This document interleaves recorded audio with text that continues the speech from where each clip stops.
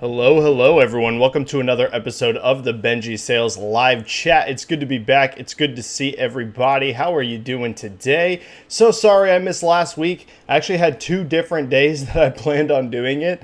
I planned on it one day and then something big came up, so I couldn't do that day. And I was like, all right, well, I'll do this instead on, I think it was Friday. And turns out Friday I got busy too and couldn't do it then either. So it wasn't an intentional thing to skip last week. It was just literally the 2 days that worked in my schedule to do a stream. I had pretty big things come up. So I'm so sorry about that, guys. I apologize that I was not here last week. I hate missing weeks because I love doing these streams. They're like I talk about all the time. They're one of my favorite things I do. So I really apologize for that. I had some people hitting me up saying, hey, Benji, where's the live chat this week? And I apologize for everybody that missed the show. But we have some big topics to talk about today, right? Obviously, the biggest one, the one that's going to stand out to everybody, the one that I assume most people are going to be asking about, God of War Ragnarok. We finally know when this game is launching. November 9th of this year. So it did make 2022. Fingers crossed that we don't get a last minute delay, but I have a feeling we won't get one on this one. I think that part of the reason it took so long to get a God of War release date was they didn't want to put one on this thing until they knew for a fact, hey, do not date this until we know we're gonna make that date. So I have a feeling we're still definitely going to get it on this date. I'd be utterly shocked if it gets delayed at this point. So we got a bunch we can talk about with that. Social media metrics are blowing up online. We could talk about how we think it's going to sell, what the hype feels like, all of that stuff. We found out today that Forspoken was delayed, and the reason for the delay was a little interesting. Not something that you normally see with a delay. Normally, whenever a publisher delays a game, it's the whole... we just need a little bit more time. We need to work on this thing. But it wasn't anything like that. In fact, whenever they delayed it, they said it was due to discussions with partners. So we can talk about that, what that means, why this game was delayed, what we're expecting from it. Fall Guys just hit 50 million players in 2 weeks. Utterly insane since going free to play. That's not total since the game launched back in 2020. That's just since it went free to play in the last 2 weeks. 50 million players. Absolutely insane. We can talk about that if you want to. We can talk about Switch Pro, whatever you guys want to talk about. So if this is your first time as ever part of my live chat, the way this works, it's a stream, it's a show, it's 100% driven by you. Your comments, your questions, you just drop them down into chat and we discuss the latest news in the video game industry. There's going to be two ways to do that. First of all, of course, there's the free method. Type a question, whatever you want, pops into chat, and I get to as many free questions as I possibly can. If you want to guarantee that I get to your question, the way to do that is going to be the super chat option. Type a donation, whatever you want, alerts me to the super chats, and I get to those immediately. Now, don't feel pressured or obligated to donate in super chat. It's just a way to help support me in the channel and guarantee that I get to your question, because I don't always get to all the questions in chat because it usually fills up pretty big. I don't think there's any real housekeeping notes or anybody. So I think we're good to go to just start diving in, start filling that chat up. Sorry if I'm a little out of breath at the beginning of this chat. I'm back to lifting again.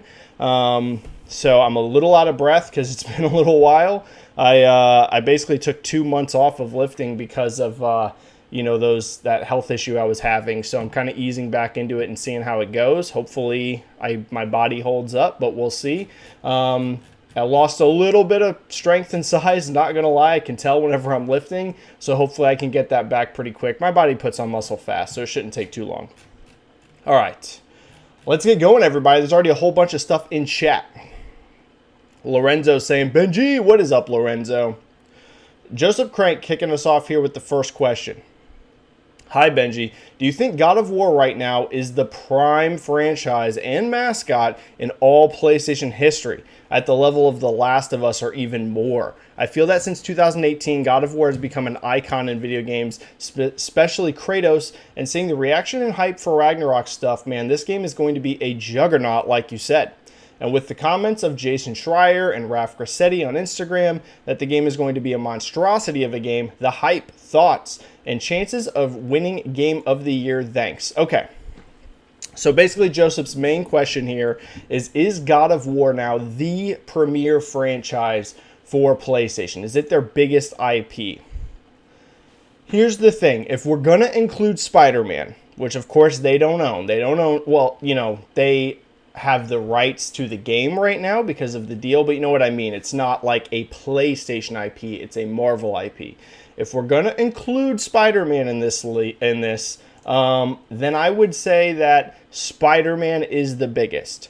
However, if we're going to only focus on IP that Sony directly owns, ones they've created themselves, fostered themselves, the question really comes down to basically, yes, The Last of Us or God of War. There's a whole bunch of other ones if you want to go back historically. You could also include Gran Turismo in this list, though Gran Turismo in recent years hasn't performed the same as it did back in like the PS2 days and stuff, and PS1. If you want to go like throughout all of PlayStation's history, like you're just going to include all of the consoles, which IP was the biggest for them, it actually probably would go to Gran Turismo, but that has fallen off. Gran Turismo 5, is that what we're on now? No, we're not on 5. We're on Gran Turismo 7. What am I saying? Pretty sure it's 7. I own the game. Yeah, it's Gran Turismo 7. That seems to be rebounding for Sony. Seems to be performing pretty well. But I think I think Joseph's asking like current. Right now, today, is God of War the biggest IP that Sony directly owns?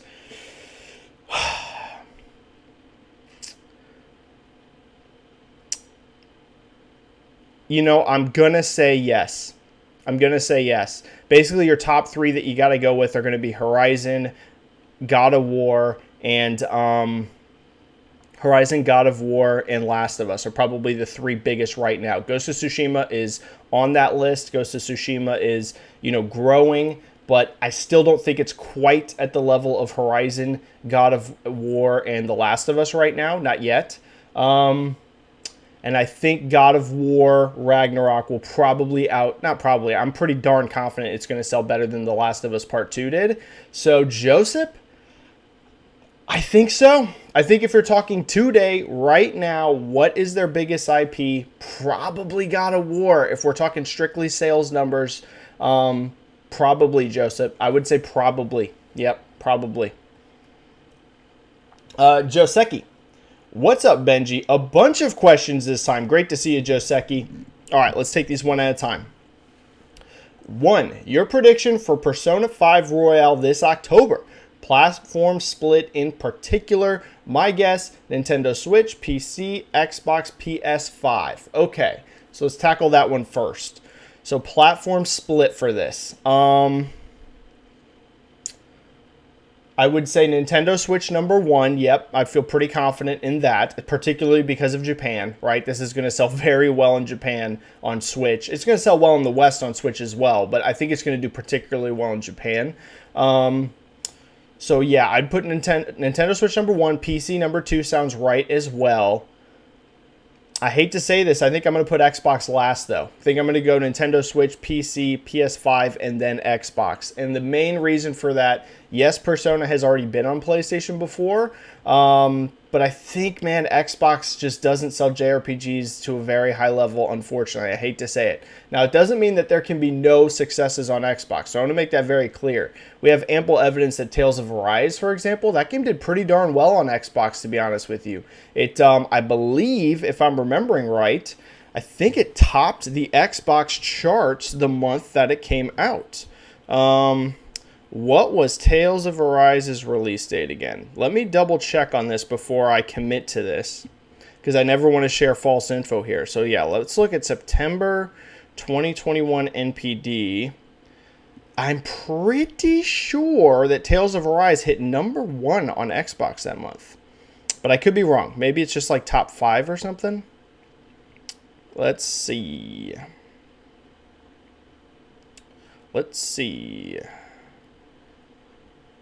Nintendo, PlayStation, Xbox. Oh, no. Okay, so it was number 6. It's actually lower than I remembered.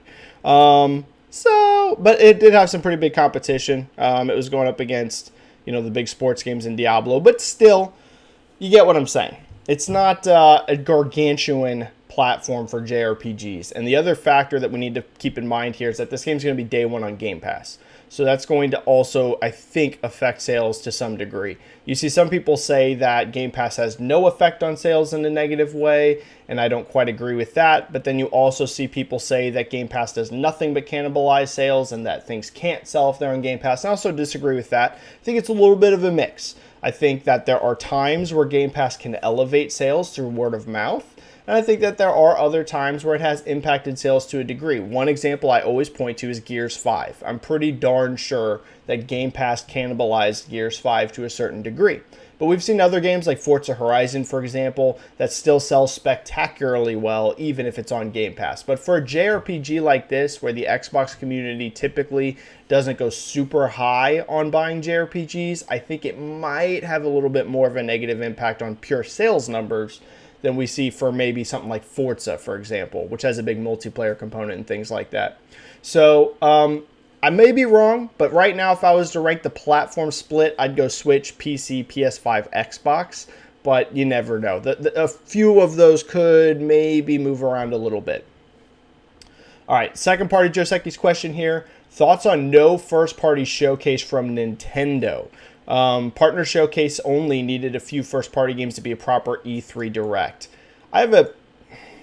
Here's the thing. You're seeing so much discussion around Switch Pro. You're seeing so much discussion about when Switch 2 is going to launch. I'm going to be honest, Joseki, I'm starting to get a little bit more on board with the idea that Switch 2, or the successor, however they're going to put this thing, I think it's closer than some people think. I really do. Now, do I think that's going to be this year? Absolutely not. Not in any way, shape, or form. But do I think that there is a chance that Switch 2, or whatever the successor is going to be, is coming out next year? Guys, I really think there's a legitimate chance that happens. I wouldn't bet my money on it. This isn't through insider information or anything like that. It's just like I've talked about before, Switch by next year, it's going to be 3 years past its peak, right? 2020 was the peak year for Switch hardware sales. That's around the time you start putting a new console in the market. Don't get me wrong, the sales are still super high through 2021, 2022, and even into 2023. The Switch is still going to be selling great. So whenever I say it's on that decline, it's not one of those things saying like, oh, Switch fell off a cliff. Not by any means. But it is. It's just the reality. It's sloping down. And that's just because it has a massive install base, of course. Any console, once you get to over 100 million units sold, it's going to start to naturally decline. I don't think it's a crazy idea that Nintendo's going to launch a new Switch next year. I really don't think so. And my guess would be, if that were to happen, I think it is the actual successor. I think we're way too late in the cycle now to do like a Switch Pro. I think that could have made a lot of sense last year if Nintendo thought that it was a viable strategy. Like if they were going to release a Pro last year, would have kind of made sense to me. I think doing one this holiday or next year is way too late in the cycle now. And I'm not going to bet on it, but I won't be shocked at all if you see the Switch's successor next year. It will not surprise me in any way, shape, or form. So if they do that, I think you'll see them cross-gen for a long period of time. So it's one of those things, the regular Switch would still have a lot of life in it. I think all these first-party games would still be on regular Switch for at least the next year to 2 years. So I think they'd have a very long cross-gen period there. But won't be shocked. I will not be shocked if you see it. So could that be a factor in no Direct if they're planning on saving some big first-party stuff for a Direct next year to reveal the new platform? It's a possibility, but we'll have to see. And then I think that's it for Joseki. Oh, one more from Joseki. Also, finally, what do you think will sell better, Nier Automata or Persona 5 Royal on Switch? I actually think it's Automata. I'm going to go with Persona. Nier is an awesome game. It's actually amazing, sold extremely well, but I think Persona is just going to be, I think it's going to particularly be bigger in Japan. So I'd go with Persona there. Out of those two, I'd go with Persona 5 Royal, but I could see both these doing well. We've seen ample evidence that the Switch is very good at pushing Japanese software. So even though these are later ports, I think they'll both do well, but I would point towards Persona being the bigger of the two. All right, we got Dior Amaro. I hope I'm saying your name correctly. I see you in chat all the time. I apologize if I'm messing your name up. About the delay of Forspoken, they said strategic delay and key talks with partners just after the God of War announcement. That's clearly Sony and Square talks. This shows how close Sony and Square are. Dior, I agree with you. I think that the partner that they're referring to has to be Sony, right? Who else would be their strategic partner? You know what I mean? So I completely agree with you. They wouldn't be really talking to other third-party companies. They wouldn't be talking to Xbox. They wouldn't be talking to Nintendo. This is a PlayStation exclusive game, and clearly the strategic partner that they're talking to is Sony. Now, why did they delay this? A lot of theories. Some of them could be God of War. They wouldn't be too far apart, but honestly, that's not that far apart. That's not that close. That was going to be somewhat, like mid-October, and then God of War's November 9th. I actually think those were far enough apart you could do that. My guess here, Dior, I don't think it's directly because of God of War. I think that maybe Sony warned them that, first of all, maybe they thought this game needed a little bit more polish, and then second of all, we've talked about how stacked October's looking.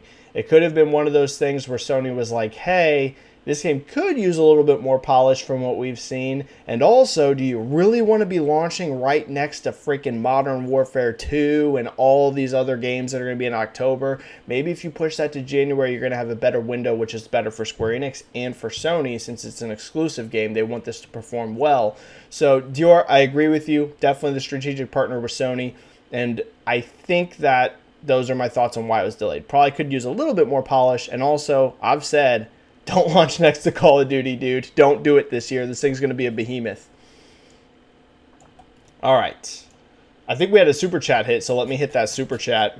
We did. Highlander here with a super chat. Thank you so much, Highlander, with a 5 super chat. I know God of War is the news of the day, but to my 10-year-old daughter, it's Peppa Pig and Paw Patrol are coming to Game Pass. We can play together. You know what? This is a big shout out to Microsoft on this one. Thanks for the super chat. Great ideas by Microsoft here to put stuff like Peppa Pig and Paw Patrol into Game Pass. You've seen Phil Spencer talk about many times one thing that he feels that the industry is kind of letting kids down on is these family-friendly games. We've had this discussion here on the chat. So much of that went to mobile in the last 5 to 10 years. You know, you go back to the PS2, PS1 days, there was tons of games that were good for kids, right? Platformers and all of this stuff. It was really Nintendo that was still only carrying that flag on consoles. Anyone can play Nintendo games. It's not like that their games are directly marketed towards kids, but it's like an 8-year-old can play Kirby and a 50-year-old can play Kirby. The Xbox and PlayStation platforms have become so focused on AAA M-rated adult games, they had really left a lot of that market behind. And I know that Peppa Pig and Paw Patrol aren't games made by Microsoft, but making those games way more readily available by putting them into Game Pass for families, that's a great move. So actually, Highlander, that's a good shout out, and I actually really like that Microsoft's doing that. You want to have a lot of variety of content on Game Pass. You don't just want those hardcore games on there. You want family-friendly stuff. You want tons of different genres. So good call. Good call, Highlander, and thank you for that super chat. All right. Where are we at? Michael Yu.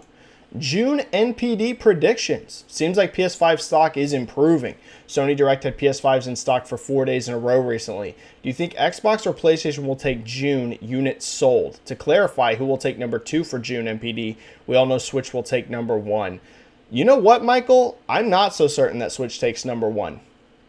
Definitely might, but this is going to be a very good month for PlayStation 5 sales. Very good. I think this will easily be the best month that PlayStation 5 has had in the US this entire year. So not ever, but for 2022, I'm pretty confident that this will be the best month PlayStation 5 has ever had.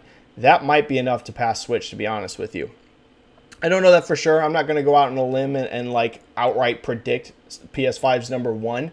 But yeah, it has a shot. It has a shot. I do expect PlayStation 5 is going to be number 1 in revenue. I feel pretty good that it'll take number 1 in revenue for the month. So between PlayStation and Xbox, which will sell more, I'm pretty darn confident it's going to be PlayStation 5 this month. They're going to kind of end that streak that Xbox has been on where they're outselling PlayStation regularly in the US. Not a terrible month for Xbox. However, Series X supply was very bad in the US this month. Series S is still pretty solid, but the X really suffered this month. So that's going to impact sales. So I don't know, between Switch and PlayStation 5, I would say my main predictions are going to be PS5 #1 in revenue and PS5 also ahead of Xbox. That's what I'm thinking. Because, dude, they had supply all over the place. PS5 at multiple retailers, PlayStation Direct. It was a good month for them. Cameron Swear. Nintendo Switch is continuing the warpath to 150 million. With all the titles releasing this year on Switch, which are you looking at the most in terms of sales? Well, #1's got to be Pokemon, right? I think we can all agree. Pokemon Scarlet Violet, that's going to be your #1 seller for software for Switch this year.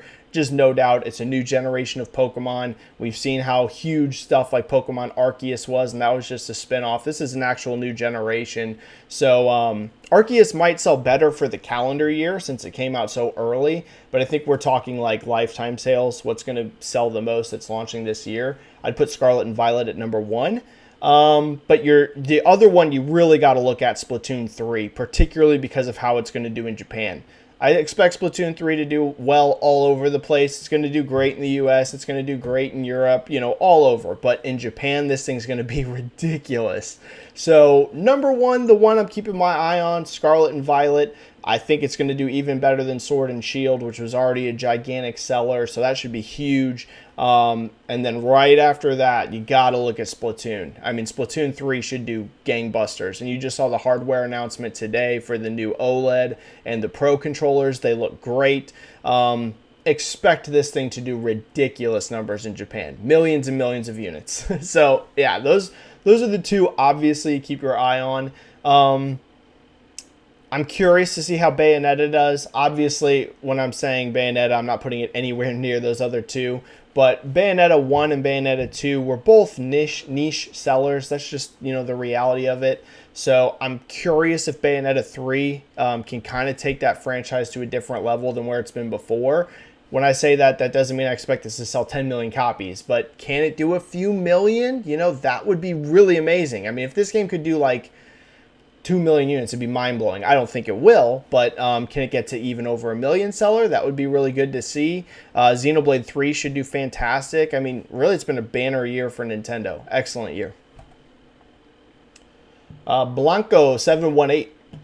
Haven't seen the hype for a game like Ragnarok in a while. I think it's going to break the Last of Us 3 days sales record. Okay, let's talk about this because this is something that a lot of people have asked. Can Ragnarok do it? So I want to preface this first by being completely transparent and honest because, hey, it's cool when people point out when I get predictions right, but you also got to say whenever you get them wrong. And I overestimated what Horizon Forbidden West was going to sell at launch. I didn't predict that it was going to break God of War's, not God of War. I didn't predict that it was going to break The Last of Us's record, but I thought this would be an over 3 million units in 3 days launch for Forbidden West, and it did not do that, or at least we never got data that pointed towards it. So more than likely it didn't, because I think if it did, Sony would have said something, and they never said a word about this doing 3 million in 3 days. So I definitely think it's safe to say while Forbidden West has performed well, I think I was more optimistic on how that was going to sell than it did. So I want to get that out of the way first before I say what I'm going to say, so that way you guys can be like, Benji, you're doing it again. You're falling into the trap again. But Blanco, I agree. If God of War Ragnarok's good, I think it might break The Last of Us's record. I really think it might. 2018 was so beloved. PS5 install base has continued to grow since Forbidden West launched. Now, it's not ridiculously, hugely increased, but it has increased some since Forbidden West came out. And I think this game might be big enough that people just, even if they don't have a PS5 now, won't wait. So we'll have to see Blanco. I could be overestimating again. Keep that in mind. But I think it has a very real shot, yes. Ragnarok, I think, especially if it's good, if this thing comes out and it's another 90s Metacritic game like the last one was, I think it might. Think it might, Blanco. Think it might. Javier Macias Leon. Benji, do you have any theory about the Forspoken delay a problem with Sony? Yeah, I talked about this a bit. I don't think it's necessarily a problem. I think it was more just, like I said, Sony probably thinking the game needs a little bit more polish and also being like, hey, get out of the way of stuff like Call of Duty. Like, because that game was just like a couple weeks afterwards and there's already a ton of stuff in October.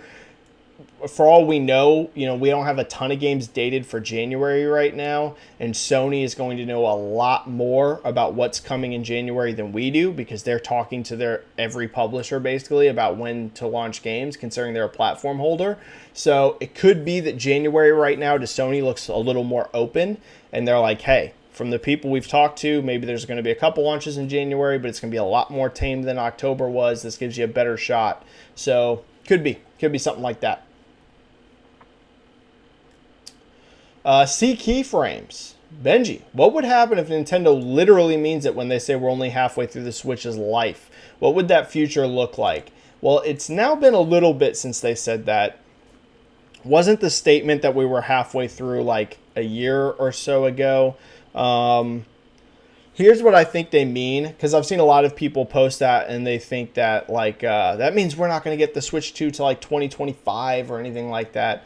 I really don't agree with that anymore, especially with the way we're seeing the Switch slope off, like I've said. I mean, it's getting close to 1 million units down in Japan for the year over year. It's not there yet. I think last I looked, I could be wrong off the top of my head, but I think it's somewhere around 800,000 units down for the year. It's probably going to finish over a million down year over year in Japan. That's just going to continue to go down. It's still a massive sales success, like utterly unbelievable sales success. But if you're Nintendo and you want to keep super high volume of hardware sales, you're going to need a new platform within, in my opinion, the next 18 months. So I think so. I think within the next 18 months or so, they need a new platform. I would go very end holiday of 2023. The latest I think they should go is early 2024. I really don't think they should go all the way to holiday 2024 or later. I think that will be a mistake in retrospect if they do that. So what would it look like, though, if that was the case? If they were like, hey, we're still at least 3 years from another platform?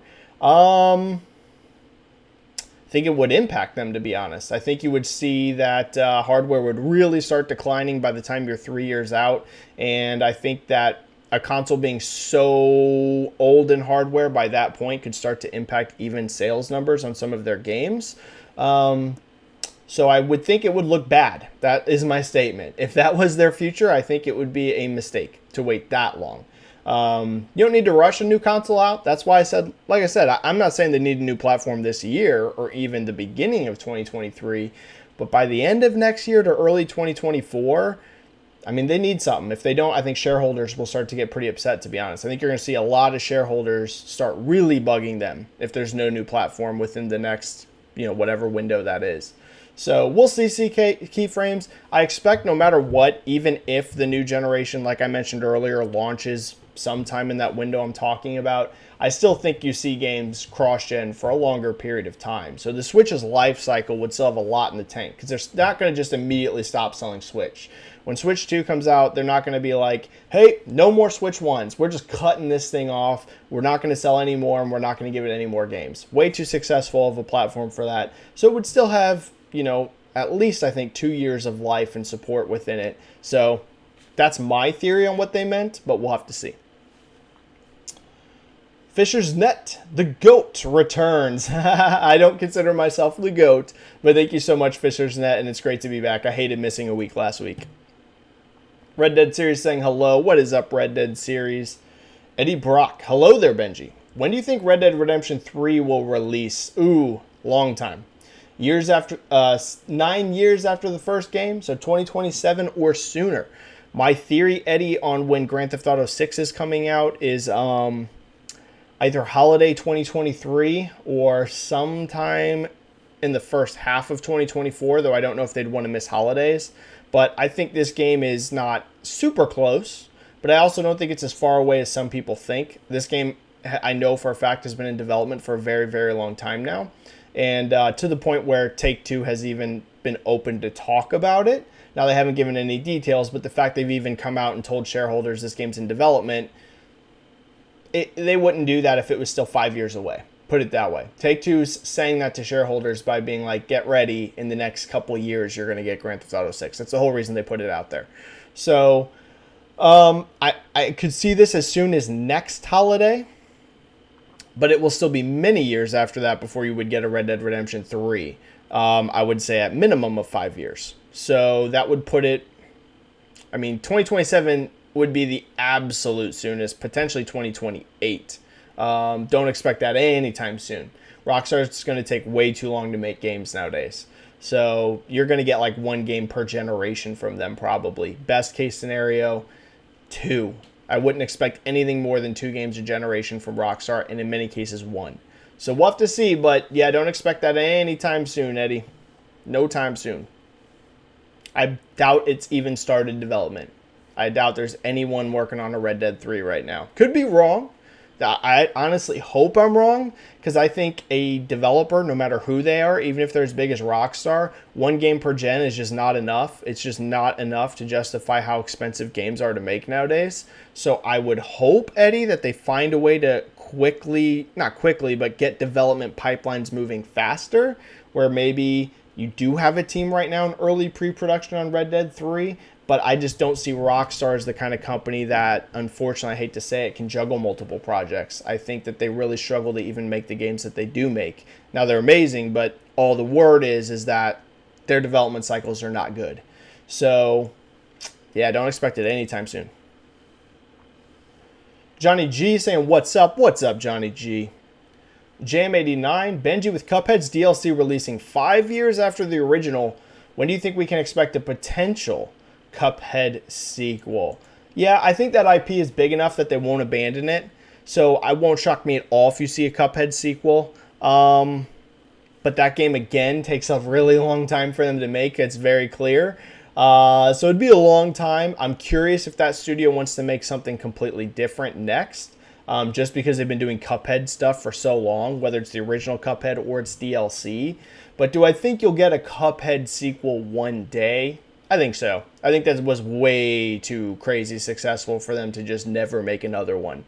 So time frame, no idea, but probably quite a while. I wouldn't expect that anytime soon. I think we had a super chat hit. Let me hit that super chat. We did. Highlander with a second super chat. Holy cow, Highlander. You do not have to do that. You do not have to do that at all. Highlander with a 10 super chat here. The UK CMA started its investigation of the Activision Blizzard Microsoft deal. The CMA will be seeking outside opinion on the deal, and that closes on July 20th and a September 1st decision. That too fast. Okay. Here's the thing, Highlander. There's been a lot of debate, discussion, wonder, is that deal going to go through? I talked about this on Twitter. It's looking really good for Microsoft. I am very confident at this point the deal finalizes. The main thing that was going to be a blocker for them, you saw some discussion online about how, they were going to look into, the various government agencies were going to look into stuff like subscription services. Does this give them too powerful of a position there? But I don't think any of that kind of stuff was actually really the main thing that was going to potentially be a roadblock for them. The biggest element, I think, of why this could potentially get shut down would have been over the workforce. And all of the drama that has happened within Activision Blizzard and all of the issues. And I think that agencies were going to be very cautious to let another giant company take them over if they felt that this huge publisher, which has already been plagued with issues with the way their employees are treated, could that potentially happen again, right? The biggest news for them that is a positive, I'm telling you this is a big deal, it's why I tweeted about it, was whenever they got the union support. That's a big deal. To get that outright statement, it's the biggest union in the country, in the US. I know you're talking about the UK, but other governments will have some impact on this, but it's going to primarily come down to the FTC in the US. That's really going to be the end-all be-all on what they decide. And getting the full union support is gigantic. Gigantic. It's the biggest for media and communications union, and it wasn't just a cautious back of approval like, we think this might go okay. It was full backing from them, outright stating, we think this is the right move. We think you should let this acquisition happen, and we're signing off completely in full support of it. Microsoft's going to work with unions, and I mean, that's about as good of a piece of news as Microsoft could ever get. Now, like I said on Twitter, does that mean that this deal's done, that it's closed? You guys can just sign off now and say, boom, they got them. No, you still need to let a couple other things happen, like you're mentioning Highlander, the UK. There are various other groups and agencies that do also have to look at this deal. But do I put it this way? That specific thing happening put me at like over 90% that this closes. Because I think the main thing they were going to run into was going to be, like I said, agencies being like, you better not, we don't need to do anything that's going to potentially hurt these thousands and thousands of employees. And getting that union backing is huge. So is that fast for the UK specifically? I don't know. Because I follow as much stuff as I can. I don't have any idea about how UK law works, how UK's government works. Couldn't tell you a single thing about it. So them opening on, now and then September 1st decision is that fast? Literally no idea. I don't know anything about that group. But I will say I'm very confident now in the acquisition. Very confident. Very, very, very confident. And thank you for that super chat, Highlander. That was your second one. You don't need to be having multiple ones. I appreciate that. All right, where are we at? Hanato saying, what's up? Today is a good day. Great to see you, Hanato. Jorge Hoffman Sanchez. Benji, greetings from Mexico. Greetings to Mexico. One of my favorite parts about this chat is seeing people from all over the world in the chat. That's amazing. So shout out to Mexico. Hope you're doing amazing down there. I'm just a little north of you. JCat saying, what's up, JCat? It is great to see you. Thank you for helping mod the channel. Thank you for being so amazing as always, JCat. I know we all love and appreciate you here. JCat's been doing some really good. I'm sorry, JCat, I haven't been able to make it in live to your what's the word I'm looking for? Twitter Spaces. But JCat's been doing some really cool Twitter Spaces on Twitter for like Japanese sales. So if you guys are ever looking for some Japan sales discussion, JCat's been doing that. So you guys can hop into JCat's. JCat does a good job of really talking about sales in Japan. So any of you interested in that? I know JCat's been hosting some Twitter Spaces on it. Yoda Soda. Benji, what's your prediction on Rockstars Timeline? Oh, we just talked about this. / release schedule. Is it Grand Theft Auto 6, Grand Theft Auto 4 Remake, Red Dead, etc., etc.? I talked about it. I think Grand Theft Auto 6 could potentially come as soon as next holidays, but it could be further off. 2024 also wouldn't shock me, but I won't be blown away if they announce this for holiday 2023. I really won't. But if I had to bet, maybe 2024. And Red Dead 3 is so far away, I have no idea. I mean, like I said, I doubt they've even started work on that thing. So, could be very, very, very far away. Casual Gamer. PlayStation have many dormant franchises like Resistance, Sly Cooper, Motorstorm, SOCOM. Do you think these will ever get revived, or are they gone for good? Is it bad to let them dormant? Here's the thing. I think Sony is mostly looking for new stuff right now. So I covered it in their last earnings. They were talking about how within the next few years, they want to get to a point where their development output is 50% new IPs and 50% existing IPs. Now that's a lot of new IP.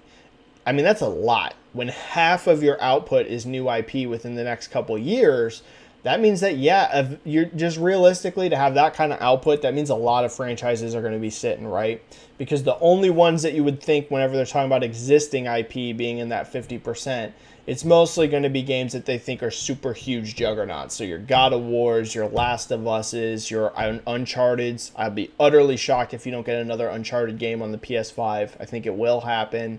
Whether that's a remake or some sort of new sequel, who knows? But I really can't see them just abandoning Uncharted, especially after the movie was successful. So I think a lot of these are going to sit, casual gamer. I think a lot of them aren't going to come back. You already had Sucker Punch outright say that Sly Cooper and Infamous are basically dead. They didn't say never, but the whole reason a company would make that statement, you would have no reason to come out and say that unless truly you have no plans on revisiting these franchises anytime soon. So Infamous and Sly are basically off the table for a very long time. If either was to come back, it would be many, many years away. Because they outright stated not only is Sucker Punch not working on these IP, they said no one, absolutely no studios are working on those games. So that's basically Sucker Punch's way of telling you do not expect anything from Infamous or Sly for a very long time, if ever. So, Infamous wasn't the biggest IP. I was a little surprised to see them do nothing with Sly, because I feel like you could make a budget game for Sly Cooper and maybe do pretty okay. I don't think it could be a giant seller, but if you had a budget game that launched at $40 or so, I could see some success there with it, but I get why it's on the back burner. I think most of these are not coming back, casual gamer. Could you see one or two? Could Resistance get a reboot? Maybe. Could SOCOM come back? Maybe. But I think PlayStation fans should start to realize that a lot of these legacy IP are probably dead, especially with that 50-50 outright from Sony. If it was something like, hey, 80% existing and 20% new IP, there's a lot more room there to have some of these legacy franchises come back. But we have reports Twisted Metal's coming back. So again, doesn't mean none of them can come back, but I wouldn't expect them to come back. You know what I mean? It's going to be a lot of new IP and then also a lot of their biggest franchises that they have right now. Wonder Fizz. Let's talk about Todd Howard. I don't know the context, so I can't talk about Todd Howard because I don't know what you mean, Wonder Fizz.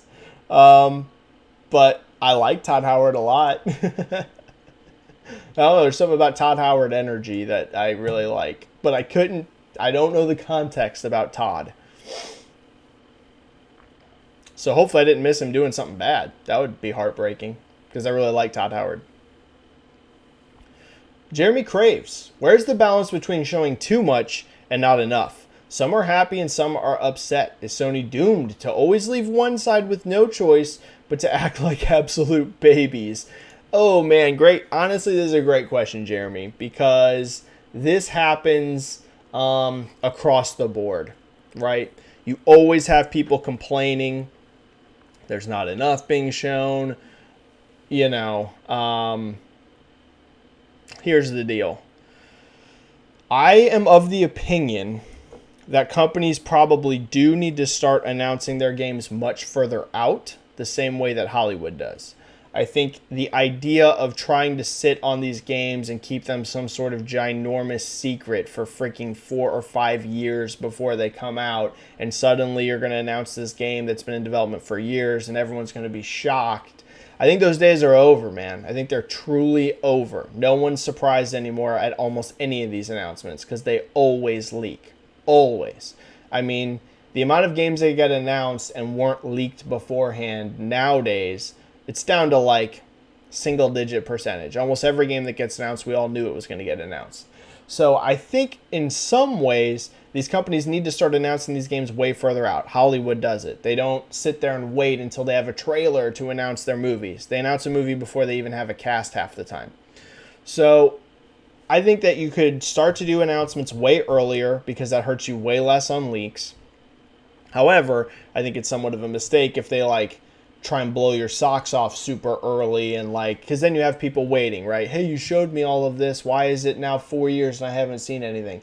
But just announcing a game's coming, that's one thing actually EA was super smart about on their Star Wars games. They said, hey, Fallen Order sequel's coming. Hey, Respawn's making an FPS. You're seeing these companies start to do announcements like this where they just announce it. They don't have a big hype trailer. They don't have anything crazy, but they just let you know, hey, this is what we're working on and it's coming, so just buckle in and now you know it's coming. That helps with leaks big time because it's a lot less valuable to leak a game's coming when everyone already knows it's coming. Puts less pressure on the devs to keep everything ultra secret. So I think in some way you need to start announcing games earlier than companies are doing it. On the other hand, Like I said, I don't think you want to show too much too early, because then that sets expectations that a game might be coming sooner than it actually is. So a little bit of a mix, Jeremy. I think Sony will have, I know a lot of people are freaking out, where's the Sony showcase? I think it's coming. Just hold on. September, you're probably going to get one. The fact that yet again, if you notice, this announcement today was just a CG trailer alongside of it and no gameplay, I would say that points again, yes, that there's a big showcase coming. So God of War, you're probably going to see the next actual gameplay in this showcase that's probably being prepped right now for September. That's been my opinion for a long time, that September is the next showcase. Logan Hardy. Hey Benji, I was looking at some trailers from the Xbox showcase and the views were not that good except for Starfield. Did you give any updates on the view counts and such? I did, Logan. I did 24-hour view counts. I think it was either 24 or 48 hours. The only one that super stood out to me for super high views, Logan, was Starfield. Yeah, clearly Starfield was the big draw there. I don't think that's too shocking, though, because the other games that were shown, you know, part of the reason so many people were upset with the Xbox showcase this year, I wasn't. I didn't think it was as good as last year's, but I thought it was still a solid show. But one of the big complaints was, where were the big games, right? If you notice, I don't think it's too shocking that the view counts weren't crazy on some of these besides Starfield, because the only one on that list that's a first-party game that has a ton of hype right now before even this showcase was Starfield, right? Redfall doesn't have a ton of hype behind it. I think Redfall might do well, but it's a Arcane game, and as much as I love Arcane, we have to be honest, their titles don't sell well. If you look at Prey, if you look at Dishonored franchise, the first one did pretty good, but the second one struggled a bit. If you look at Deathloop, a lot of their games are just not big sellers. So Redfall not getting crazy views, that shouldn't be shocking at all, because it's just keeping with Arcane tradition, unfortunately. Forza Motorsport, Forza's going to do well, but Motorsport is nowhere near as popular as Horizon is. So again, am I shocked that it's not doing crazy numbers? Not at all. Forza Horizon's the way more popular of those two. So the only one there from first party that had a ton of hype was Starfield. So I'm not shocked, Logan. I'm not shocked by that at all. Now, the ones people are super hyped about, your Fables, a no-show. Your Hellblade 2s, a no-show. Right? A lot of the ones that do have a lot of hype, they weren't at this showcase. So not too shocking to me, Logan. It was mostly smaller stuff besides Starfield. So I get why they weren't super high. But I agree with you. The only one from like a social media perspective that really stands out is Starfield out of those. Oh, and Minecraft. Minecraft. We can't forget Minecraft. I know it's easy to forget about, but Minecraft did gangbuster views. Whatever that game's called. Sorry about my dog. We had a package delivery, so he's going completely insane, but he'll stop in a minute. That Minecraft one did good views too. Ghost Tunnels. So at Summer Game Fest, there wasn't that many big game announcements. Is it due to developers and publishers not being ready to show their games? Will that change next year? To a degree, but I think a lot of stuff is being saved for Sony. I mean, if you look at that State of Play, for example, they clearly had marketing on a ton of stuff. And Xbox seems to have this opinion, which I kind of disagree with the strategy on this one, to be honest. We talked about it a bit. It seems that Microsoft, to be on their showcase, you kind of have to be in Game Pass. The only real exceptions for that this past year were the Blizzard games, but that was basically Microsoft winking at you that, hey, Blizzard's now being considered a first-party studio. I know they're not yet, but they're gonna be, and that's why you saw a big presence from them there. It's why you saw Overwatch. It's why you saw Diablo. But outside of that, you know, there wasn't a lot of third-party stuff there that's not Game Pass games. And whenever you're going to do that as your strategy, there are some good there because you can frame your showcase around, hey, if you're a Game Pass subscriber, this showcase is basically a Game Pass advertisement for you. But the risk you run is people starting to associate these big third-party games more with PlayStation than with Xbox. And that is a bit of a gamble to have very few of these games on your stage unless they're on Game Pass. So if you're something that has no plans on going in Game Pass and you're not hosting your own showcase, suddenly Sony starts to get real attractive for showing your games. Yeah, Summer Game Fest is cool. It's growing. It did good viewership this year, but it's not got the prestige of being on a Sony stage or an Xbox stage yet. So I think you might see a lot of it at PlayStation Showcase, to be honest with you. You already saw it with that State of Play where they showed you a ton of Street Fighter, Resident Evil 4 Remake, Callisto Protocol. You know, we could go down that list. So this could start to become a thing for Microsoft. I would, if I was there, I would caution them against this. I think having your show mostly, in terms of third-party content, mostly Game Pass focused is good, but I think you are gambling a little bit that people start to just associate these brands with Sony because they're always on Sony stages and getting shown with Sony. So be a little careful there.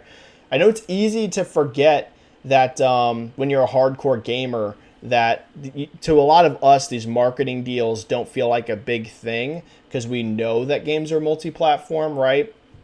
I'm going to tell you, as somebody that's worked in gaming retail for a very, very, very long time, these marketing deals actually work. I have had, not as a one-off, I've had this many times where someone comes in to buy a game and they think, even though it's multi-platform, they think that it's an exclusive, whether it was an Xbox exclusive or a PlayStation exclusive, just because the trailers they saw at the end of the trailer said play on PlayStation or play on Xbox or whatever it was. For your casual gamer that's not super invested in following this stuff, when the trailers are showing them that, they start to just think of these games on these platforms. So a little bit of a risk.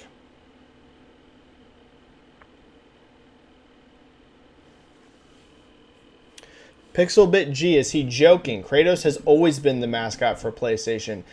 Not really, Pixel. Something that people forget is that God of War outside of the United States and until God of War 2018 was not huge. A lot of people really don't know that. God of War was always really big in the US, but actually compared to a lot of franchises in Europe and Japan, God of War performed very poorly compared to other PlayStation IP. This is just facts. So in the US, kind of. Pixel, in the US, Kratos has always been big. I mean, God of War has always been very big in the US, but it really did not perform like a juggernaut in Europe or Japan. And in fact, God of War 2018 still didn't perform like a juggernaut in Japan, but it did do huge growth for the franchise in Europe. Huge, huge, huge compared to previous God of War games. So has Kratos always been a mascot for PlayStation? Definitely. The mascot? No. Kratos has not always been the mascot for PlayStation, particularly outside of the US. JCat. Astrobot should be the PS mascot. I'll fight you. Hey, I love Astrobot.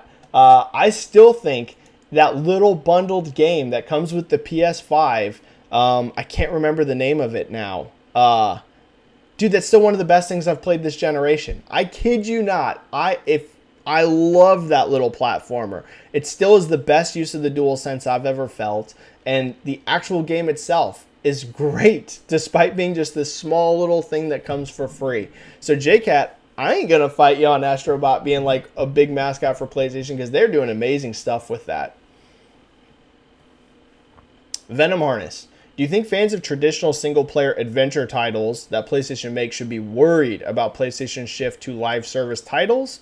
Or is it nothing to sweat about? What should we do? I get asked this a lot.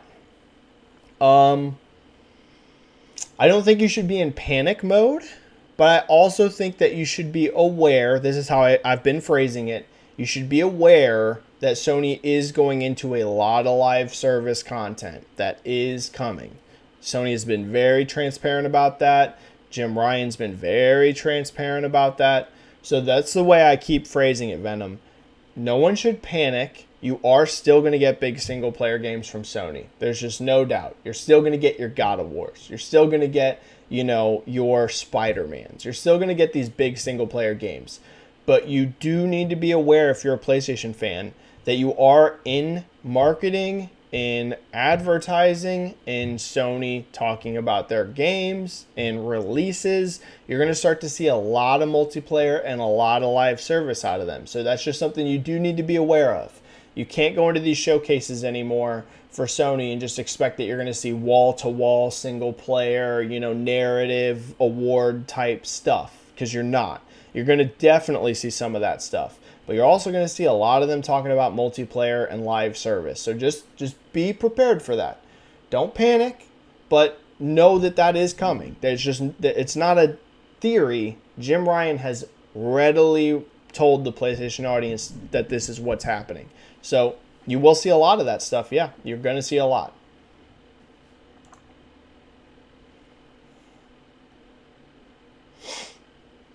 Exiza? Benji, did you saw the announcement for Gwent Rogue Mage? I did not see this. A new single-player roguelike game by CD Projekt Red. I missed it. I'll have to check it out. I really like CD Projekt Red, despite what happened to them with Cyberpunk. People shouldn't let them off the hook for Cyberpunk, but I'm one of those people that believes that CD Projekt can turn it around. I don't think that... Listen, there's no doubt Cyberpunk was a massive, massive error. Huge mistake. They should have never handled that how they did. So don't let them off the hook for it. But I'm also not one of those people that's, because of one game, doom and gloom on a company, right? You see some people, because of the issues with Cyberpunk, be like, CD Projekt's done. They'll never be able to... That's, to me, pretty silly. I think CD Projekt has they had a lot of success with Witcher 1, a lot of success with Witcher 2, and an unbelievable success with Witcher 3. I'm not going to say one mistake from them, which was a big one, let that be known, suddenly makes this company impossible to be successful in the future. That to me is pretty crazy. I think CD Projekt definitely can turn things around. Now they're going to have to work for it. It's not just going to come free, but they can. So hopefully this is pretty cool. I haven't seen the announcement, but I'll check it out.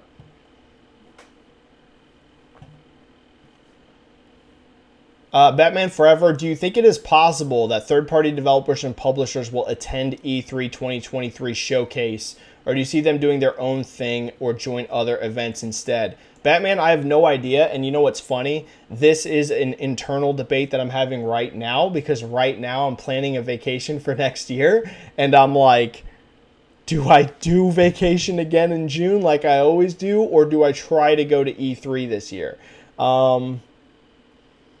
I don't know, because I usually take my vacation like that within the first 2 weeks of June, and as we know, it's always when E3 is, and I'm like, do I go to E3 this year and cover it in person? There's some advantages to that, because I can meet in person a whole lot of people that I have interactions with on Twitter every day, right? All kinds of journalists and game devs and all of that kind of stuff. So I'm like, is E3 2023 going to be a big deal, and I should try to attend this? Or is it just going to be another, who knows what it's going to be? So, Batman, I have no idea. This is something I'm literally currently right now, trying to debate, because the places for the place that I want to go on vacation to are already booking out.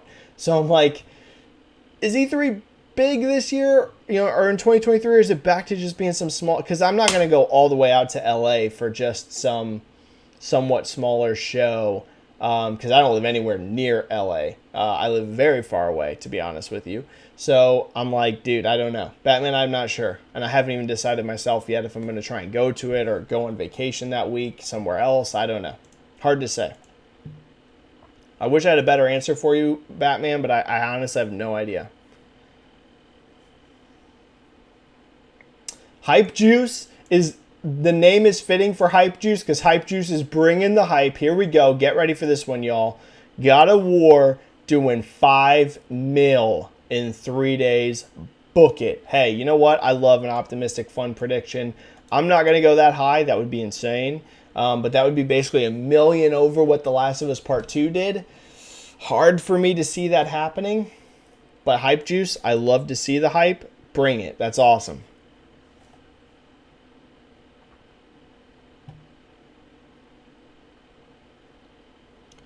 Timmer72299, I've been told the Zenimax Online new IP is a sci-fi game that needed a new engine due to the amount of verticality they wanted for their City of the Future.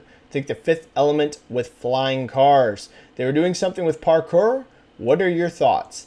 I'm going to be careful talking about anything with them because I know people at that studio, and I try to not... I'm not a big leaks guy. You know, I used to try to get the insider info and like be a leaker guy very early on. Like when I was very, very first starting to like be like, how do I, you know, start to cover games and get some attention? And always the easiest way to do that is to leak stuff, right? That's like the lowest hanging fruit in terms of getting attention, is to leak stuff. Which I'm not saying that's what you're doing here, Timber. I know you're a huge Bethesda person, so this is what you do, is finding out about Bethesda. I'm just saying, like, me in general, I mostly avoid I mean, I know, listen, I don't consider myself a top tier insider at all. I know many games that are unannounced right now at Sony, at Microsoft, not so much Nintendo, third parties. I don't really talk about any of them because I've gotten to the point now that I know a lot of people, and devs don't like their games leaking. So, could this be true? Maybe, Timmer. I'm not going to comment too much on it. And I'll be honest with you, I don't actually exactly know the details of their new IP. So you could be totally right. I know, like, some very vague stuff, but I don't know all of this sort of info. So if it's right, awesome, sounds super cool. But we will have to see. I'm not going to give too much of my thoughts on it. Sounds PP7. What do you make of the rumor that Rockstar canceled remasters of Grand Theft Auto 4 and Red Dead Redemption due to the poor reception of Grand Theft Auto Trilogy? Do you think that's wise on their part, or will we ultimately see them? I think it's a very bad choice if it's a permanent thing. So some of the reports were that, like Silence is saying, that they canceled these because of the poor reception of the trilogy. My response to that would be, hey, the trilogy would have been gargantuan if it was high quality. To me, there's zero debate. That game would have been huge if it was a well-done remaster. Utterly gigantic. So the takeaway learning lesson for Rockstar should not be, hey, you know, we can't have these remakes or remasters be as successful as we thought. Your learning lesson from that should be, hey, we need to do better quality on these remasters and remakes, and they can sell huge. So, Silence, I would say if they were canceled for now because they want to put more work into these and they don't want them to just be really rough remasters, they want them to be like good quality for the consumer, I would say it's a good call. Don't rush out a Red Dead Redemption 1 remake or a remaster, or rush out a Grand Theft Auto 4 one that's going to be low quality with issues. Yes, don't do that. So if they were canceled for that reason, because they're going to revisit them at some point and they want it to be done well, it was the right call. If they are completely canceled and never coming out just because the port job was done bad on the trilogy, that to me is a crazy takeaway, because you're leaving lots of money on the table, because both a GTA 4 and a Red Dead Redemption 1 remaster or remake would be very successful if done well. So it depends on why. So we'll have to see, Silence. But if they never do these again just because the trilogy was in a disastrous shape when it launched, that's a bad learning lesson. It's not the learning lesson you should be taking away.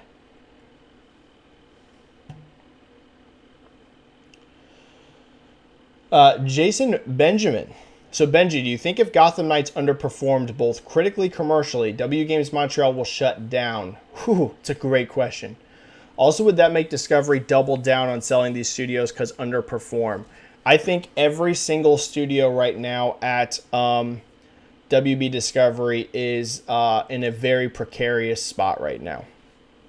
And the main reason I say that is because if you follow what David Zaslav, the new CEO, is doing with the movies and TV side, he is in a vastly money-saving mode. He is trying to cut costs across WB aggressively. I know not all of you follow TVs and movies here, but I do, and he has canceled many, not one or two, many. He has canceled many TV shows, many movie projects that were early on. He's trying to end contracts with people like Bad Robot and, oh, come on. My brain's not working. The director of, oh my goodness, of Star Wars. And Lost, and anyways, my brain's not working. You guys know who I'm talking about. J.J. Abrams. He's trying to end contracts with J.J. Abrams. He's canceling stuff left and right. Why would he just ignore video games? if David Zaslav is trying to cut costs and be aggressive and really figuring out how to get this a very profitable business across the board on WB, why would he be so aggressive in TV and film and then just ignore video games? Trust me, he is not. So does that mean that they're going to be closed? Not necessarily. But does that mean that David Zaslav, if one of these studios isn't performing well, wants to get rid of them ASAP and sell them off or close them? Yes. This is just the reality. All you have to do is look at how David has handled other things. It's not, again, there's no way in heck he would just allow video games to exist as their own bubble and just do whatever you want. And I'm going to just cancel stuff left and right over in TV and film. They are, again, when I say precarious, I don't necessarily mean that all these studios, you could close at any minute. I'm not putting that kind of pressure on them, but what I'm saying is you could be sold, yes, or even potentially some of them, not all, but some of them. Could you get closed down? Listen, I ain't putting anything past him at this point. So I think Rocksteady's probably definitely safe, though I think they made a huge mistake in what they've done with Suicide Squad. I talked about that on Twitter. I think it was a huge tactical error that was done within WB, just letting the Arkham games disappear. That was such a mistake. I had a lot of replies to it being like, I'm glad they're doing something new. You know how long it took them to do something new? I mean, dude, Suicide Squad's budget has to be utterly insane for how long this game's been in development. Suicide Squad might come out, and it might be awesome, but that game is going to have to sell so many units to be profitable, considering how long Rocksteady is not a small studio. To keep those people employed for this amount of time to develop a game, the budget has to be astronomical. So, listen, I am all for doing new stuff, but should they have done another Arkham game and also, pre-production develop something alongside of it? Probably. Just abandoning Batman was crazy. It's crazy. So we're going to see. We're going to see how things unfold with WB, but it's not going to be exactly how it was in the past with WB. I can tell you that right now. These studios are going to have to perform, and if not, they're going to be, some of them potentially shut down and some of them sold off as well. We'll have to see how it goes. Chris Jenkins, thoughts on BioWare hiring Guardians of the Galaxy and Deus Ex writer for Mass Effect? Is BioWare in a good place? That was such a good move, Chris Jenkins. Such a good move. It shows you again how early Mass Effect still is. I don't think that should be surprising, considering clearly the focus right now within BioWare in terms of what's closer is Dragon Age, Dreadwolf. That's clearly the game that's in much fuller production, much closer to launch. So don't expect the next Mass Effect still for many years. But good move, good move. I think Guardians of the Galaxy was spectacular. The gameplay was okay, but the narrative, the story, the writing, 10 out of 10 on that regard. So this is a great move. Great move. I love it. I love to see this. How long have we been going? Pretty long time, but I still got some time. I'm still going to hit a few more questions. Michael, you? Yeah, I agree. Switch will be 6+ years old next year. It's due for a successor. Absolutely, Michael. Yep. Couldn't agree more. Even with how successful it's been, like I said, I don't think they need one this year. But holiday 2023 or early 2024, I really don't think you should push further off than that, because I think you will start to see a pretty precarious drop-off at that point. Legs have been amazing, but I can't still see them doing 20 million hardware unit sales in 2025. Like, I don't see how that could be even possible, not even close. So I agree. It is due for a successor sometime, not this year, but sometime in that window. Yeah, they need to. All Lights official. With the June Directs done, is there any hope left for a Wind Waker Twilight Princess Switch port this year? Ooh.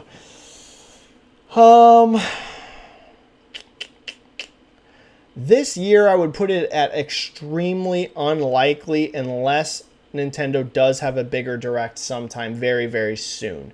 Nintendo is one of those companies that will wait till the last second to announce stuff.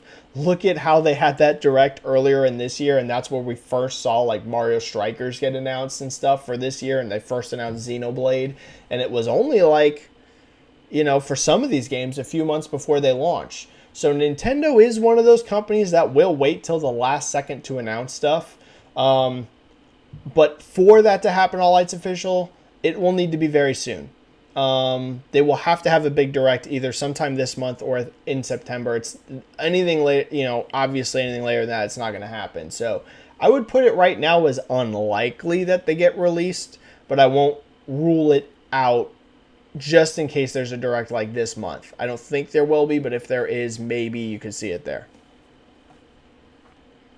I think you will get ports of those at some point in time. I don't think they'll just abandon those like on the Wii U. Like, I think you will see those games at some point, whether it's on Switch or Switch 2. I think you'll see them eventually on a Switch platform. Vex. Hey, Benji, how has your day been? Pretty good. Like I mentioned at the top, I'm back to lifting again, which makes me happy. I was starting to get pretty, by my standards, I mean, I wasn't some huge guy, but I was starting to get quite a bit of muscle by like this springtime, and then I couldn't lift for like 2 months, and that sucked. And anyone who lifts will tell you if you don't lift for 2 months, you're going to lose some gains. I didn't lose all of it. I was glad that whenever I was lifting today that I could still, and yesterday I started this week again. My lifts are definitely worse than they were, but I was glad to see that I maintained some of my strength. So good. I think things are looking okay for me in my personal life, but I wouldn't put it as like a 10 out of 10 amazing, but pretty good. For my question, it's a political question. If you don't want to answer it, I get it. Do you think the government should look at gun bans with all of the mass shootings? And what would you do? All right, I'll make this brief because I'm not so much of a politics person. I get that a lot of you don't want politics talk from me, and I completely get that. I'm not one of those people that's hardcore aggressive about it. That's like, I'm a person, of course I'm going to talk about politics, so you got to hear me talk about politics all day. Then maybe you should be covering politics. Like, maybe that should be what you do for a living. I get, like, you guys follow me because you want to see me talk about video games. You don't want to see me talk about politics all day. But I also think that you also need to be fair and say that, hey, if someone's going to talk about the thing you followed them for, whether that's MMA, whether that's video games, whether that's movies, whatever, you have to understand that we are people too. So every once in a while, I think it is okay for us to say something, right? Now, if I was doing that all the time and you unfollowed me, I'd get it. I'd completely understand. My thoughts on gun bans, and I'll make this brief. I think it's literally impossible to ban guns and firearms in the U.S. Even with all of the mass shootings, it will never happen. I live in the Midwest. I'm not kidding you when I say I know people that would shoot people if they tried to take their guns from them. I know that sounds crazy. I'm telling you, I know for a fact that I know people, if you tried to take their guns, they would shoot you. Trying to take guns out of the U.S. would quite literally mean civil war. And I know that sounds crazy to people that aren't in the U.S., but I'm telling you, it would mean civil war. There would be war on the streets over guns. I know it sounds crazy if you live in Europe or something, but it would. So am I in favor of an all-out gun ban? No, because it's not possible. Do I think there needs to be some restrictions on firearms? Yes, and I think most people think that. I think the vast majority, including right-wing, including Republicans, left-wing, Democrats, I think most people agree there needs to be some legislation on firearms. Again, can you take people's guns? No, it's not going to happen. Should it be so easy for someone that's completely mentally deranged and is 18 years old to just walk in and buy a gun and then a few hours later go and kill people? No, it shouldn't be that easy. It shouldn't be like, hey, I can just hand you the gun to go kill people. So I think you need smart legislation to at least make it more difficult for some of these people to commit the crimes that they're committing. I think even just a little bit of legislation, it's not going to completely solve the problem. There's way too many guns in the U.S. for this to ever go away. But can you reduce the amount of shootings by having some smart legislation around it being like, hey, at least make it a slightly more challenging thing for these killers to get a hold of weapons, I think you could at least reduce them some. So I think that's going to be the smartest move, but we'll see what happens. We'll have to see. But outright gun bans, no, I'm not in favor of it, just because I think it would literally never work. So people shouldn't even be talking about that. I see a lot of people wasting their time talking about how there should be 0 guns in the US. It will never happen. So you need to instead talk about what can we do to at least make things better, safer for everyone. You know what I mean? All right.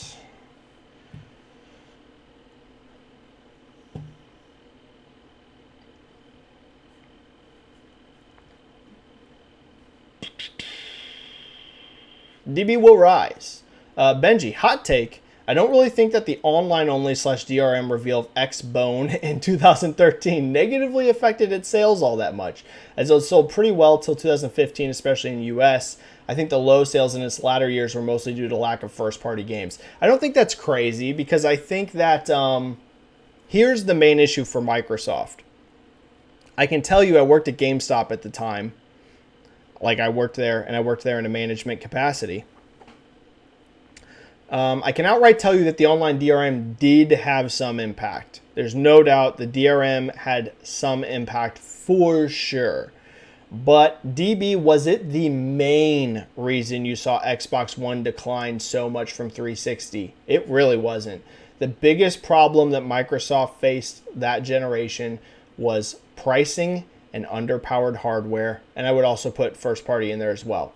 Because the online DRM had a very negative initial impact right at reveal, right at announce, making people worry about the brand. But the things that really hurt them, again, I'm telling you, I took pre-orders on these consoles. I was talking to people every single day about why they were buying PlayStations, why they were buying Xboxes. The things that really hurt Xbox, they were more expensive than PlayStation, and they had less power, and they had less first party. Those 3 things combined, when you could walk in and get a PS4 that played games better and it was $100 less and they were advertising games and not things like Kinect, those were the biggest factors. Again, online DRM was a huge initial blow. I had people coming into the GameStop I worked at and saying they would never buy an Xbox platform again right when that was announced because of, that sort of thing. Like, I literally had people doing that.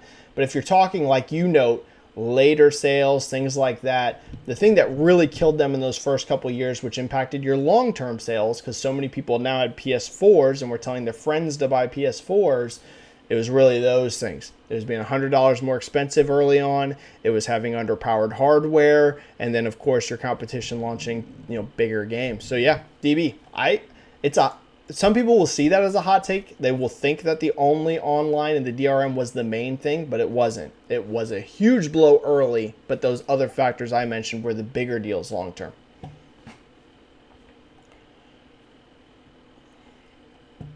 Danger Man 1337. Forbidden West is a leggy game. Yeah, it's pretty leggy. Forbidden West is showing some pretty decent legs. I agree.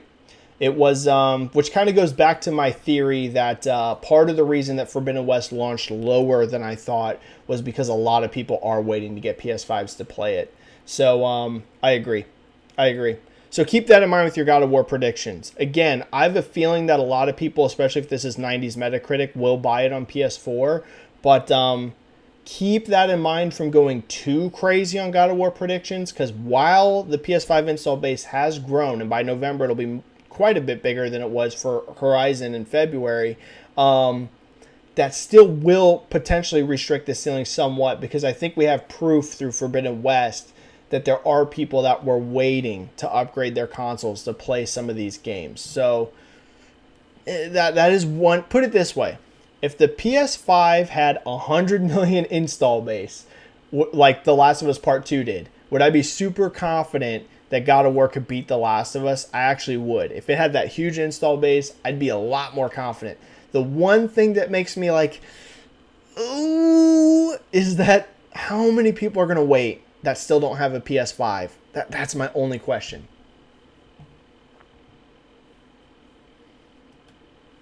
Luis Mayorga, Starfield got to launch in February since that was when a ton of games came out this year. Lewis, I think Starfield's further out than that. I hope I'm wrong, but I think Starfield's going to be closer to June than it is to January.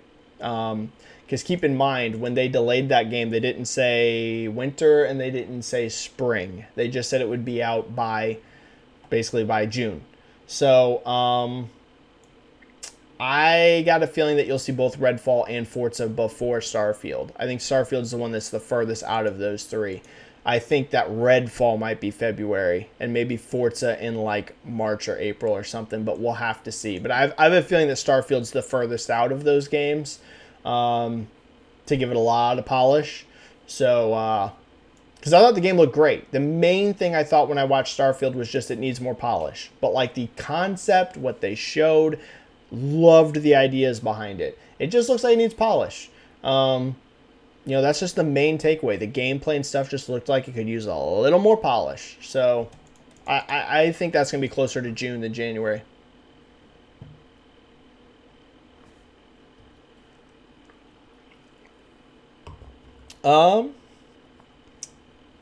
And Blue Star EXSF. Thoughts on Sonic Frontier's potential sales performance? I will say, I don't know that I've ever seen a Sonic game ever get talked about on Twitter as much as Sonic Frontiers. Now, here's the thing. You can't always say Twitter metrics equal sales, because like I like to warn all the time, Twitter is not always representative of real life. I think social media metrics are super important. That's why I cover a lot of them. That's why you guys see me tweet out things like YouTube trailer views. Like, I watch all of this stuff. But there's also been a lot of cases in the past of Twitter not really representing real life. And I would say that's particularly true in terms of like quality. So you'll see lots of things get thrown around online where, let's say someone says this game or this movie is trash. Like if you read Twitter, you'd think that this thing was completely hated.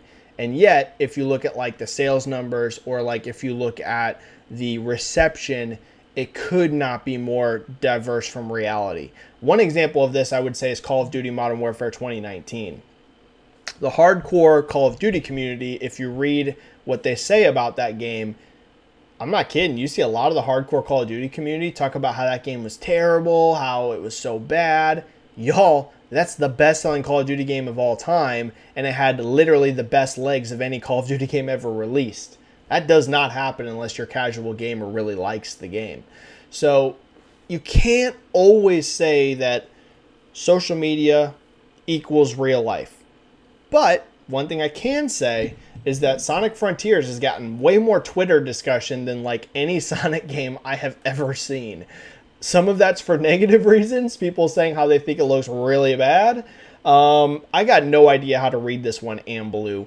I got no idea. I got no idea if this thing is going to be huge because of the way people are talking about it on Twitter, where it's just doing big numbers, or if it's going to completely collapse. I literally couldn't tell you. I like to make sales predictions on games. This is one I have zero comfortability in predicting. I could not tell you how Sonic's going to perform. I got no clue. I will tell you, though, social media metrics, in terms of just raw discussion, very good. A lot of people talking about Sonic. Even does good YouTube trailer reviews too. I think the IGN gameplay or whatever, which was really, people didn't like it, but I think that did over 1 million views off the top of my head or something, which is good. So we'll see. I got no idea, man. I think we had a super chat as I'm starting to wind down. Probably going to go for about 10 minutes. Benji here with a 5. Thank you so much, Benji. Really appreciate that, and it's great to see you. Hi, Benji. Thoughts on Stranger Things 4? Do you think Disney should increase budget for its TV shows? Stranger Things 4 looked like a blockbuster. Stranger Things 4 is one of my favorite seasons of TV I've ever watched. It really is. You know, I'm not going to tell you that it's outright one of the best TV seasons ever, and if you disagree, you're wrong or whatever like that. Personal opinion, just me. Stranger Things 4 was literally one of my favorite seasons of TV ever. I loved it. I think it was the best season this show has ever had. I loved season 1 of Stranger Things. When season 1 came out, I was like a Stranger Things super fan. Loved it. Absolutely adored season 1. Season 2 for me, I liked, but it felt so much of like a retread of season 1. I was still a fan of the show, but I wasn't like a super fan. I was like, yep, that was good. Season 3, kind of the same. It didn't feel like a retread. I will give them that. They changed the story up quite a bit. But I liked it, but I didn't think it was as good as season 1 again. So in my mind, I was kind of at a place with Stranger Things where I was like, all right, season 1 was amazing. It was an incredible season of a TV show. They're just never going to be able to match that again. And that's okay. But, you know, it's just a show I'm going to like and not necessarily like adore anymore. And season 4 completely shocked me. I had very little hype for season 4 going into it, to the point where I wasn't even watching the trailers. Like, I wasn't even like ultra hyped. Oh my God, I can't wait for Stranger Things. And then I watched volume 1 and I couldn't freaking believe how good it was. I was like, wow, they've done it. They have lived up to that first season. And I will get why, if some people like season 1 a bit more, just because everything was so new, the mystery and everything. I totally understand that, but for me, season 4 is the best. I think it has the best character writing. I mean, the thing that makes Stranger Things 4 so impressive is how good they wrote this season in terms of characters, the amount of characters they had, juggling all of that. Y'all, I'm telling you, that is not an easy thing to accomplish. Just look at Obi-Wan. Obi-Wan, I liked that show, but it definitely had some issues, and that was with a way smaller cast. Way smaller, not even near the size of cast. And look at how many issues people had with some of the writing of that show. There is no question, whether you loved season 4, whether you thought that the finale might have disappointed you. For me, it's not. I think that final episode is one of the greatest episodes that show's ever had. But again, I get everything's differences of opinion, but the writing... Bro, the Duffer Brothers there's no debate. The Duffer Brothers are supremely talented. The writing of season 4 is just wow. Those are some special creative guys. So I loved it. I am literally now 10 out of 10 hyped for season 5, whereas going into season 4, I was like a 5 out of 10 hyped for the 4th season. Now I'm literally 10 out of 10 for season 5. Adored it, thought it was amazing. Budget was unbelievable. I literally, at one point in time, I was watching the final episode of Stranger Things 4, and I literally said out loud, I said, what am I watching? Like, how is this a show? There's one particular scene in it that I was watching, and I literally was dumbfounded that this was a TV show and not a movie because of how it looked. I was just like, how is this a TV series? Should Disney increase their budget to make it look as good as Stranger Things? I don't know.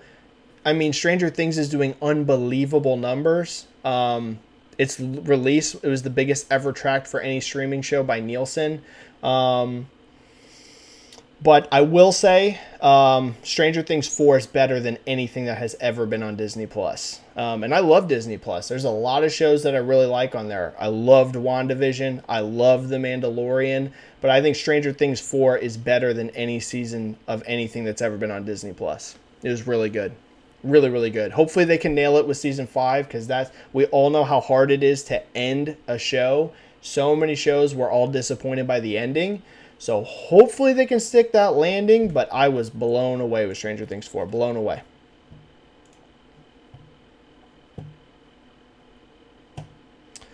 Highlander's got a super chat pointing up. Thank you for that super chat. Okay, and then Michael, I think you guys are all agreeing to this. This is what you guys are talking about. David Rodriguez. I would like Xbox to have a window of non-Game Pass games for their show. Yes, like I said, I think that's a potential error in their marketing plans to we talked about this, so I don't need to go in depth on it. But David, yes, they need to show games that aren't Game Pass games. You got to have some big games associated with your stage, your platform. They used to do that. You had amazing stuff like Metal Gear Solid on their stage, right? When that Metal Gear Solid 5, that was a huge moment. When you had Final Fantasy 13 on your stage, think about how huge of a moment that was. Making your whole show, if you're not third party, you're not on our stage, And again, I don't know if this is a permanent thing, but it sure looked like it from this last showing. I would just cautiously, I know some people at Microsoft, there's a legitimate shot that they're watching this stream right now or will after this, and they could be thinking, Benji, you couldn't be more wrong. And hey, that's why you guys get paid the big bucks, and I'm a retail worker on YouTube and Twitter. So I'm not going to tell you I'm better than them at all. But I would just, if you were curious about my advice, which I think you care about what I have to say, considering some of them follow me, that's one thing I would just say, just look at. Just look at this show and maybe include a couple big hitters on there that aren't Game Pass. I think it will help the perception of the show. Because look at how much people liked that PlayStation State of Play, for example, and those were not mostly exclusives. The only thing that was a really huge exclusive there was Final Fantasy 16, whereas Callisto Protocol multi-platform, Street Fighter multi-platform, Resident Evil 4 Remake multi-platform, like these other ones, people loved that State of Play, and it didn't have to be all exclusives. So just something to keep in mind. All right, just a couple more and I got to go.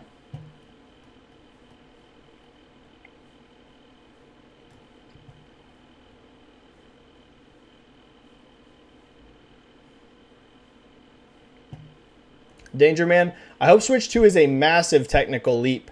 Ada Lovelace GPU, TSMC N4. I mean, Lovelace is going to be insane with some of the DLSS 3.0 rumors. I want Nintendo to take their time to make a really good, long-lasting platform. And then JCat says you're going to be disappointed. Nintendo never makes massive technical leaps. It's a bit of a mix of both. We kind of already know the chipset that's in it because of the NVIDIA leak. We're in a bit of an interesting spot, whereas we know for a fact that the next Switch is in development because NVIDIA leaked the chip. We don't know that that's the final chipset that's going to be in it, but it sure looks like we got some ideas about what is in this thing. JCat is absolutely right that there is no way Nintendo's going to just push this to the absolute limits, because Nintendo has always been about having affordable hardware. They don't necessarily say we got to have the, they don't go into it thinking we got to have some super underpowered console, but they do want to be affordable. That's just the reality. Nintendo likes their consoles to be like that $200-300 range. They don't like to really go above that. You see OLED go to $350, but like that's still the ceiling. You're not seeing them come out at $400-500 like you're seeing Microsoft and Sony do. And so they're going to need, they can't push it too crazy because they're going to want to come in, I think, again, probably at $300. I think they're going to want Switch 2 to be $299, at most $349. They're going to want to keep it under $399. So they're not going to be able to push to the absolute limits. However, Switch hardware now is so old, and even when Switch came out, it wasn't cutting-edge hardware. I think the jump will be surprisingly big. Now, is it going to be as powerful as a Series X or a PS5? No. No one go into Switch 2 expecting that kind of performance because it's just not going to happen. Nintendo's not going to push it to the absolute limit and drive their costs up. But I think it will be a pretty surprisingly big jump over the original Switch just because the hardware is so old. So, like I said, when Switch came out, it was not cutting edge. It wasn't even close to cutting edge when Switch 1 released. So, I think jump will be pretty darn big, but just don't expect like PS5 or Series X performance at all. If they could come in around Series S, that would be awesome. That would be really awesome. And not impossible, especially if this is over a year away. I mean, Series S is $299. Granted, not a portable, and it's not going to probably have the raw compute power of Series S while being a portable, but with DLSS and stuff, could they potentially get to where your games look close to Xbox Series S level? Not impossible with DLSS. It's really not. So we'll have to see.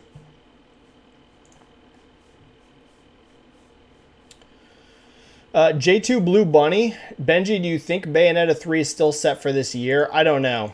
I think so. But the fact we haven't gotten a date, we're getting a little late in the year now. We're in July. The year's halfway over. I think it is, but I also won't be surprised if Bayonetta gets pushed just because we still don't have a date. So right now I'm going to lean towards yes, but if they say, hey, this is now January, February, March 2023, I wouldn't be shocked considering we're getting pretty late in the year now. anything that doesn't have a date in the next, I mean, honestly, put it this way, anything that doesn't have a date by September is not coming out this year. So it's fast and furious now. For anything that's still missing a date, you got to know, and even September's late. I mean, honestly, July and August, you need to have most games dated, but we'll see.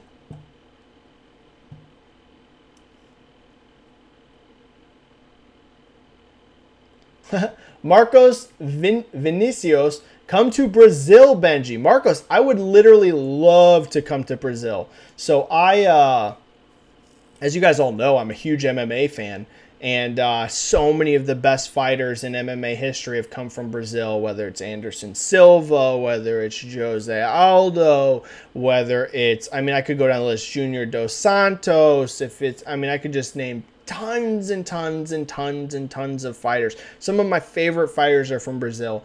And so I see a ton of stuff on Brazil all the time because, I follow MMA pretty closely and I see those guys in Brazil. I see tons of it. Looks like a beautiful country. The people seem amazing. Honestly, all of the stuff I see from people of Brazil and any interaction I have with people from Brazil, they're super nice. I would love to go to Brazil, Marcos. I hope one day I get to go. That would be awesome. I'd love to visit Brazil.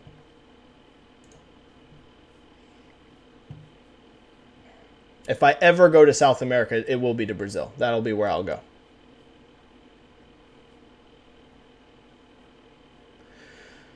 Okay. One or two more, and I gotta go.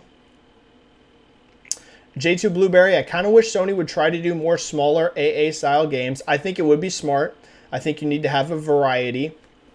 That's one thing that I want to say Microsoft is doing a little bit better than Sony with first party. Sony is doing a lot better than Microsoft in a lot of ways with first party, but not every way.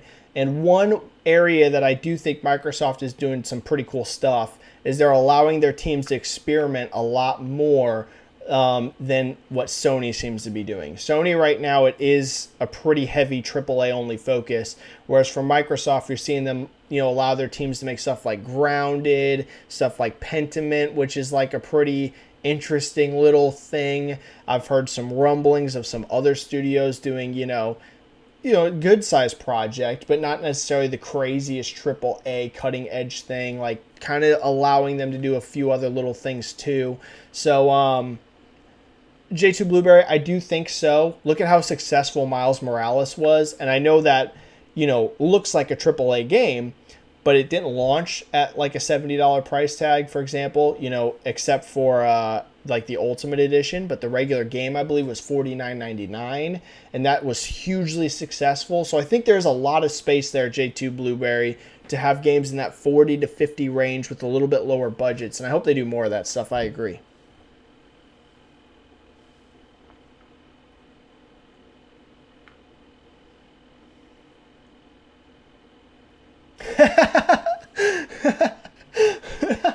Luis Mayorga.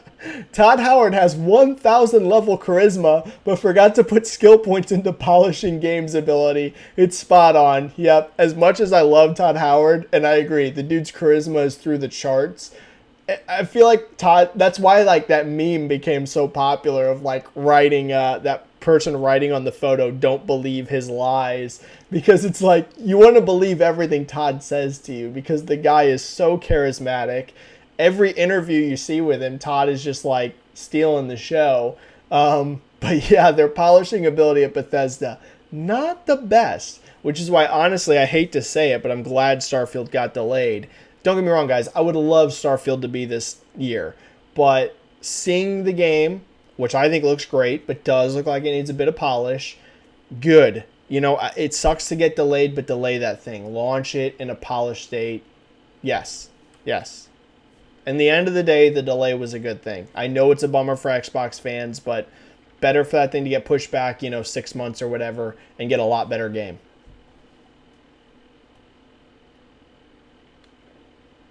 Oh, Yoda Soda, I kind of answered that on Red Dead and Grand Theft Auto remakes. It's hard to say. They should happen. They would be highly successful, but at least for now, it doesn't look like they're going to happen. So I don't know, but they should. Especially Red Dead Redemption 1 should get remade or remastered. but we'll have to see. It's hard to say, Yoda Soda. All right, just a couple more and I got to go.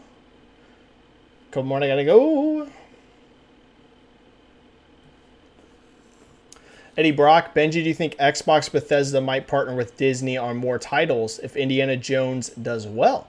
Could they get a Star Wars and Marvel title? Could they compete with Sony with their own Disney game? Potentially. I don't think that they would be 100% against it. Disney has some massive IPs. We know Disney has been very aggressive in trying to find partners for Star Wars and Marvel. I would not rule out an exclusive Star Wars or Marvel game from an Xbox studio one day. I wouldn't rule it out. I don't know if it's priority number one at Microsoft. Like they're like, hey, we gotta get an exclusive Disney game. I don't know if that's like top of the order for them, but I don't think it's impossible either. We know it sounds like they passed on some stuff in the past, which might have been a mistake, but I don't think they're against ever doing it. We'll have to see.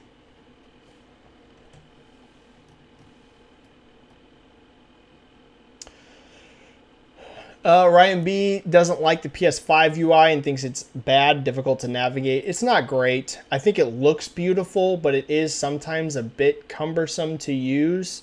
But it has improved since launch, so I don't hate it now that I'm used to it. But I would agree it's not like the easiest thing to use. It looks really good though. Like visually, it's beautiful. But yeah, I agree. It could still use a little bit of work, but they have definitely improved since launch.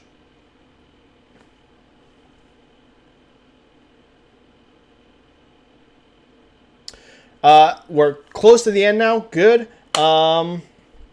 In terms of like, I think I hit almost all of the chats today, so that's sweet. Cool. Very, very cool. Wow, I did better than normal here. So here we go. J2 Blueberry, Benji, do you think the global chip shortage could have an effect on the new Switch console? No, because chip shortages are rapidly improving. I can tell you that now. Rapidly improving. And I hate to say it, but the crash of crypto helped. Crypto crashing really helped. No. J2 Blueberry, by the time Switch would come out, which is, I believe, like I said, late 2023 or early 2024, I think chip shortages are going to be really fixed by then. Will they be 100% over?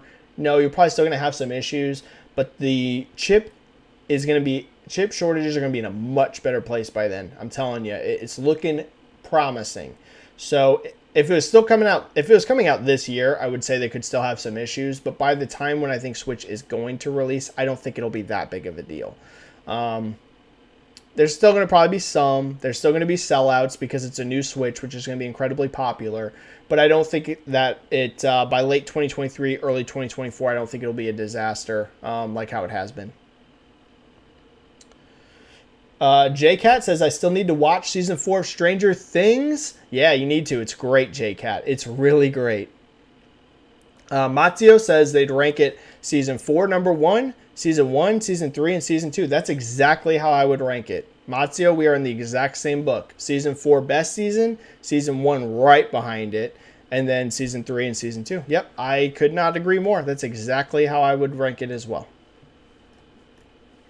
Highlander saying Star Trek Strange New Worlds is really good. I have heard that. I need to watch it. Hassan, God of War, no PC, not yet. It will one day. But yeah, the fact they didn't announce PC alongside of it, it's definitely not going to be a day and date launch. I've been telling you guys, don't expect that for the single player stuff anytime soon. God of War Ragnarok will be on PC, but you're going to have to wait. I would say probably at least 2 years, maybe even longer. Some of these are going to be pretty quick. Sounds like The Last of Us Part 1 is not going to be that much later on PC, but I think like God of War, that ain't going to come out in like 6 months after on PC. I think you're going to wait. A year would be surprisingly short to me. 2 years it might. But yeah, you're going to have to wait. You're going to have to wait for PC. All right, last one here. From Benji with a 2 super chat right at the end. Thank you, Benji. Best leaker in gaming, Grubb, Henderson, or Schreier? Here's the thing. In terms of track record, like him or not, I know he's a very controversial figure. There is probably no one in all of gaming with a better track record than Schreier. Now, Schreier leaks a lot less than he used to, but the dude's track record is ridiculous. Unbelievable, his track record. So if you just want to put, like, if we're talking like who has the most stellar track record in the gaming industry, I would put Schreier at number 1. But Schreier has backed off a lot on leaks. He doesn't really do a ton of leaks anymore compared to what he used to do. So if we're talking about volume and accuracy, I'd put currently Grub at number 1 because Grub does a lot of leaking stuff. And then I would put, so it depends on how you put it. If you say who has the most sterling reputation for essentially getting almost nothing wrong, you'd put Schreier at number 1.